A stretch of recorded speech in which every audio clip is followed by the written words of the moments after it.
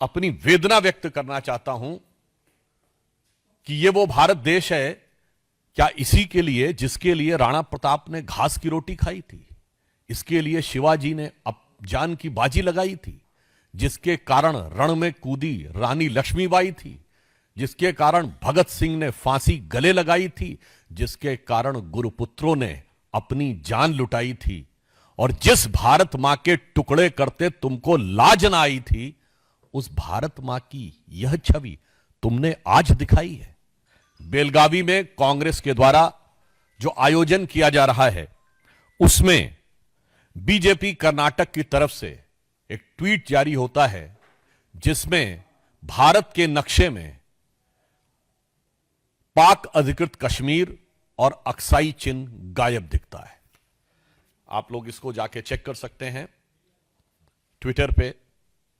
कई बार इन्होंने इससे पहले भी किया है, डिलीट करने का प्रयास किया गया, कुछ ट्वीट्स डिलीट भी किए गए थे।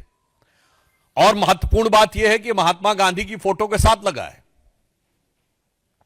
तो इसलिए आज के इस अवसर पर मैं अपनी वेदना व्यक्त करना चाहता हूं कि यह वो भारत देश है क्या इसी के लिए जिसके लिए राणा प्रताप ने घास की रोटी खाई थी, इसके लिए शिवाजी ने जान की बाजी लगाई थी, जिसके कारण रण में कूदी रानी लक्ष्मीबाई थी, जिसके कारण भगत सिंह ने फांसी गले लगाई थी, जिसके कारण गुरुपुत्रों ने अपनी जान लुटाई थी, और जिस भारत मां के टुकड़े करते तुमको लाज ना आई थी, उस भारत मां की यह छवि तुमने आज दिखाई है। अब इससे एक बात बहुत साफ हो गया है कि भारत को छिन्न भिन्न करने का स्वप्न देखने वाले शक्तियां, भारत को तोड़ने का ख्वाब देखने वाली ताकतों के साथ कांग्रेस के गठजोड़ की तस्वीर अब एकदम साफ हो गई है। भारत को छिन्न भिन्न करने वाली शक्तियों के साथ कांग्रेस की दुरभिसंधि का चित्र इस मानचित्र के साथ बिल्कुल साफ हो गया है। और यह बात हम केवल किसी एक आधार पर नहीं कह रहे हैं। कांग्रेस ने निरंतर इससे पूर्व भी भारत के नक्शे के साथ इसी प्रकार की छेड़छाड़ की है। 24 अक्टूबर 2024 को कांग्रेस की सबसे बड़ी सहयोगी दक्षिण भारत में डीएमके ने अपने ट्वीट में, आप देखिए पुनः एक बार, पाक अधिकृत कश्मीर और अक्साई चिन्ह गायब है। कांग्रेस के वरिष्ठ नेता ने श्री शशि थरूर ने 30 सितंबर 2022 को कांग्रेस के आंतरिक चुनाव का, यानी अध्यक्ष पद का जो चुनाव हो रहा था, उसके प्रत्याशी के रूप में जो अपना मैनिफेस्टो जारी किया, देखिए एक बार फिर ये ट्वीट डिलीट कर दिया गया था मगर इसके स्क्रीनशॉट्स अवेलेबल हैं। 30 सितंबर 2022 फिर पाक अधिकृत कश्मीर और अक्साई चिन्ह गायब है। राहुल गांधी जी ने 12 फरवरी 2020 को ट्वीट किया, कोरोना के समय, जब कोरोना शुरुआत हो रही थी, एक बार फिर उसमें पाक अधिकृत कश्मीर और अक्साई चिन्ह गायब था। इवन आपको ध्यान हो, एक बार इन्होंने ट्वीट किया था जिसमें कि नॉर्थ ईस्ट ही गायब था, जिसको लेकर असम के मुख्यमंत्री हेमंत विश्व शर्मा जी ने बड़ी कड़ी आपत्ति भी दर्ज की थी।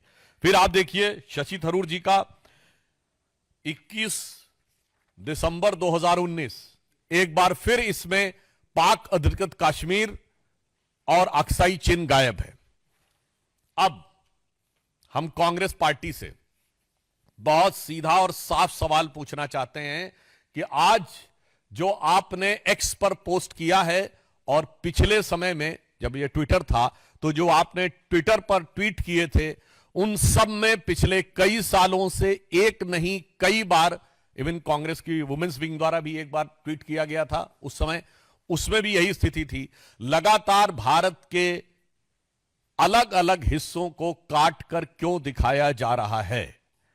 यह सिर्फ संयोग है या किसी व्यवस्थित भारत विरोधी प्रयोग का हिस्सा है? हम सीधे कांग्रेस से पूछना चाहते हैं कि यह लगातार भारत के हिस्सों को काट कर दिखाना, यह किसके इशारे पर हो रहा है? क्या कोई सोरस सीक्रेट सर्विस से सिग्नल आ रहा है?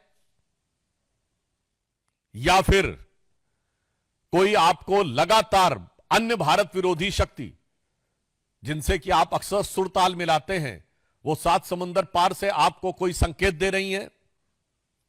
क्योंकि यहां पर विषय एक बार का नहीं है, यह विषय बारंबार का है और सिर्फ मानचित्रों का नहीं है। आप उन लोगों के साथ खड़े हैं, याद करिए सीए के आंदोलन के समय उन लोगों का समर्थन किया था जिन्होंने कहा था और कुछ ना कर पाए तो कम से कम चिकन नेक काट के नॉर्थ ईस्ट अलग कर देना चाहिए। सीए के आंदोलन में चिकन नेक काट के नॉर्थ ईस्ट अलग कर देना चाहिए का क्या लेना देना था? कांग्रेस उनके साथ खड़ी थी। भारत तेरे टुकड़े होंगे नारे लगाने वालों के साथ खड़ी थी। तो आज हम कांग्रेस से बहुत साफ साफ पूछना चाहते हैं कि आप किन शक्तियों के आधार पर यह कर रहे हैं, और इसके साथ हम इसलिए भी पूछना चाहते हैं कि अब कांग्रेस टेक्निकली मुख्य विपक्षी दल है, मान्यता प्राप्त, क्योंकि पिछले 2 लोकसभाओं में तो उनके पास संवैधानिक दृष्टि से मुख्य विपक्षी दल की संख्या नहीं थी। तो जो कोई भी सांसद शपथ लेता है, आप सबने देखा होगा क्या कहा जाता है, मैं भारत की एकता और अखंडता को अक्षुण्ण रखूंगा। तो कांग्रेस पार्टी और उसके नेता प्रतिपक्ष संविधान की शपथ का उल्लंघन कर रहे हैं कि नहीं?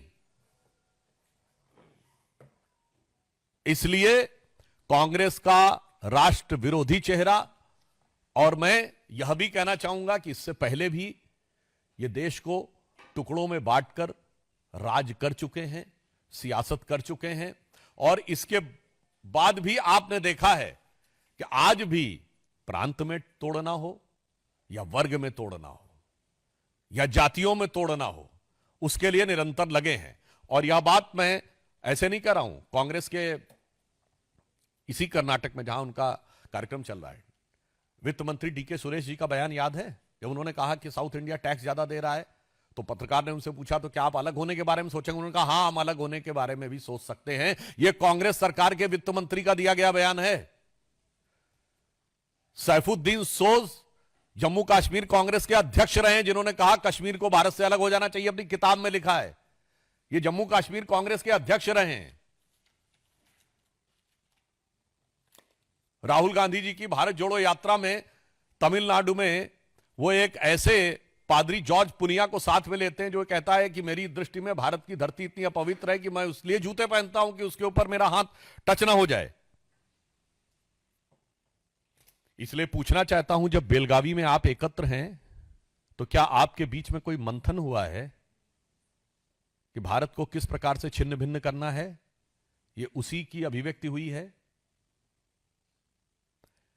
या मैं पूछना चाहता हूं कि ये कांग्रेस का कोई प्रस्ताव ऐसा विचाराधीन चल रहा है, या उनकी हाईकमान ने कोई कमेटी गठित की है जो निरंतर इस प्रकार के भारत विरोधी बातें और भारत के अंदर एक दूसरे से लड़ाने का प्रयास? याद करिए तमिलनाडु के मंत्री ने क्या बोला था बिहार वालों के लिए। तेलंगाना में कांग्रेस की सरकार है, वहां के मंत्री और मुख्यमंत्री क्या बोल चुके हैं उत्तर भारत और विशेषकर बिहार वालों के लिए? यह क्या है? एक दूसरे के प्रति नफरत। इसलिए यहां से कांग्रेस की मानसिकता साफ हो जाती है कि इनको देश के टुकड़े करके भी, समाज के टुकड़े करके भी, संस्कृति को अपमानित करके भी, वर्ग प्रांत और भाषा के ऊपर लड़ाकर भी येन केन प्रकारेण सत्ता प्राप्त करनी है। और अब ये जो निरंतर नक्शे दिखाए हैं, इससे कांग्रेस की का नक्शा कदम क्या है यह बहुत साफ हो गया है। परंतु हम अंत में यह आश्वस्त करना चाहते हैं कि प्रधानमंत्री श्री नरेंद्र मोदी जी के नेतृत्व में ऐसी सभी शक्तियों को लेकर सरकार सजग है, और हमें पूर्ण विश्वास है कि जितनी सरकार सजग है उतनी ही इस देश की जनता भी सजग है, सतर्क है, और एक पैनी नजर इन ताकतों पर रखे हुए है, और इनके मंसूबे कभी कामयाब नहीं होंगे। तो मैं इस पंक्ति के साथ समाप्त करता हूं कि जाति प्रांत और वर्ग भेद के भय को दूर भगाता है, भ्रम को दूर भगाता है। आज जो कांग्रेस प्रयास कर रही है भ्रम फैलाने का, जाति प्रांत और वर्ग भेद के भ्रम को दूर भगाता है। सबके मन का भाव एक है, सबकी भारत माता है, अनेकता में ऐक्य मंत्र को जन जन फिर अपनाता है, और देखो प्यारा देश हमारा आगे बढ़ता जाता है और कोई भी विरोधी शक्तियां, प्रतिगामी शक्तियां भारत के इस विकास को, भारत की शक्ति को रोकने में सफल नहीं होंगी। यह प्रधानमंत्री श्री नरेंद्र मोदी जी के नेतृत्व में भाजपा और एनडीए